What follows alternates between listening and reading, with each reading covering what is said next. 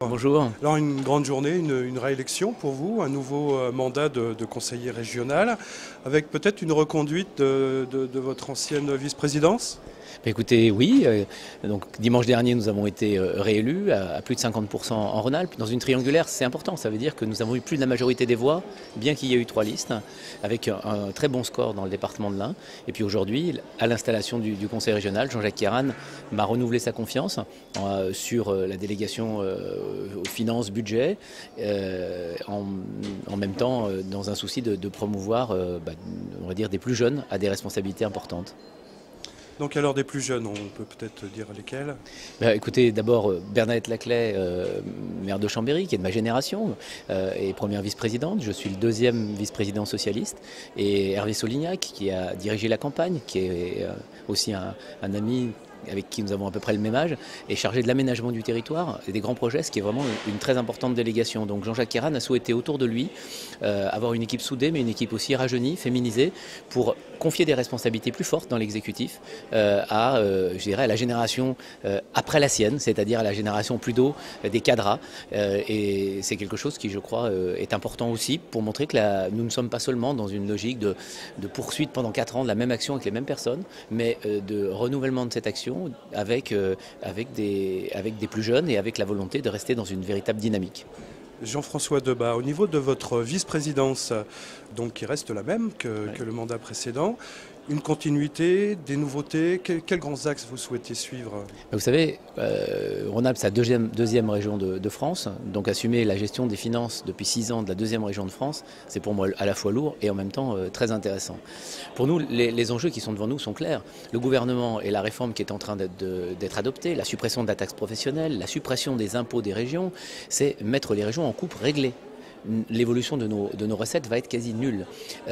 Or pourtant, il y a des grands enjeux devant nous. Poursuivre le développement des TER, soutenir le développement de l'innovation. Et il n'y a que l'innovation, dans les PME notamment, qui nous aidera à créer de l'emploi. Poursuivre l'effort en matière d'apprentissage pour la formation de nouveaux apprentis, tout ça, ça demande aussi des moyens. Donc ce qu'il va falloir faire, c'est faire des priorités, encore plus que par le passé, être volontariste et faire les arbitrages pour mettre les moyens là où c'est le plus nécessaire. Et ça sera une des difficultés de ma mission auprès de Jean-Jacques Kieran, c'est trouver les équilibres en réorientant certains moyens pour les mettre sur nos priorités, l'emploi, les transports collectifs, la formation des jeunes, la préparation de l'avenir. Et c'est ça qui est devant nous dans les 4 ans qui viennent. Parce qu'encore une fois, nous sommes aujourd'hui victimes d'une majorité qui a décidé de couper les ailes des régions, de couper les ailes des départements, dans vraiment une contre-réforme pour récupérer à Paris le pouvoir en reniant les moyens des collectivités territoriales, tout en leur faisant la leçon sur leur manière de gérer. Donc la période va être dure, avec une période de combat, mais le combat politique, il est mené contre le gouvernement, mais il est mené au service des Rhône-Alpins. Au niveau de l'aide aux entreprises, souvent une des remarques qui venaient régulièrement, c'était peut-être un manque de suivi sur l'utilisation des fonds publics au sein des entreprises. Des changements prévus, peut-être des contrôles plus poussés? D'ores et déjà, nous avions engagé une commission de contrôle, du suivi des fonds publics qui sont accordés aux entreprises en Rhône-Alpes. Notre objectif sera d'améliorer une double conditionnalité. D'abord, une meilleure conditionnalité sociale, notamment par rapport aux engagements pris en matière de préservation de l'emploi ou de développement de l'emploi. Et en deuxième lieu, une conditionnalité aussi environnementale, non pas bête et méchante et brutale, mais on voit bien que nous devons faire évoluer notre manière de produire. Et nos aides vont être orientées pour aider les filières, aider les entreprises, aider les PME à produire différemment pour s'adapter au nouveau contexte. Moins d'énergie, des matières premières plus chères, donc il faudra économiser. Et la nécessité aussi de se préparer sur de nouveaux champs pour pouvoir créer de l'emploi. Donc on va dire que ce sont à la fois des conditions pour les entreprises, mais ce sont aussi surtout des conditions pour la réussite de cette politique qui est essentielle pour notre région, mais qui est essentielle pour notre pays, je crois. Alors vous êtes à la fois conseiller régional, vice-président de la région, mais aussi maire de Bourg. Un taux fort d'abstention, comme un petit peu dans toute la France, à ces élections régionales. Oui. Comment comptez-vous faire que les populations de l'Ain s'intéressent un peu plus peut-être à la région Écoutez, vous savez, je crois que l'abstention a été nationale. Elle m'amène à deux commentaires. Le premier, c'est que contrairement à ce que dit l'UMP, ça ne veut pas dire que les gens n'ont pas voté. Nous avons à peu près quelque chose comme, on va dire, 17-18 millions de personnes qui ont voté. Bon, on ne peut pas dire que ça n'a pas de sens. Et donc l'avertissement au gouvernement, le choix de la gauche et des écologistes a été très clair et il serait absurde, comme l'a fait l'UMP, de le nier. En même temps, cette abstention très forte, elle s'adresse aussi à nous, en tant que responsables politiques, et doit nous amener à éviter tout triomphalisme. Nous n'avons pas eu un blanc-seing. Les gens nous ont fait confiance pour continuer des politiques. Mais on sent qu'il y a effectivement aujourd'hui une forme de désespérance, une perte de confiance dans les politiques. Donc pour nous, ce n'est pas de triomphalisme, ça veut dire au boulot, ça veut dire à l'action. Et puis ça veut dire aussi que peut-être, chacun à notre place, qu'on soit de gauche ou de droite, on trouve le temps d'expliquer davantage ce que les problèmes, d'abord d'écouter les problèmes des gens, deuxièmement d'expliquer davantage ce que font les uns et les autres. Parce que si la région est insuffisamment connue, nous en avons notre part de responsabilité. J'allais dire, peut-être vous aussi, dans le sens où, en dehors peut-être de certains moments plus précis, nous ne savons peut-être pas suffisamment expliquer ce que fait la région, non pas ce que fait la majorité régionale, mais ce que fait la région, pour les lycées, pour l'apprentissage, pour les entreprises, pour l'environnement, et quels sont ces angles d'action.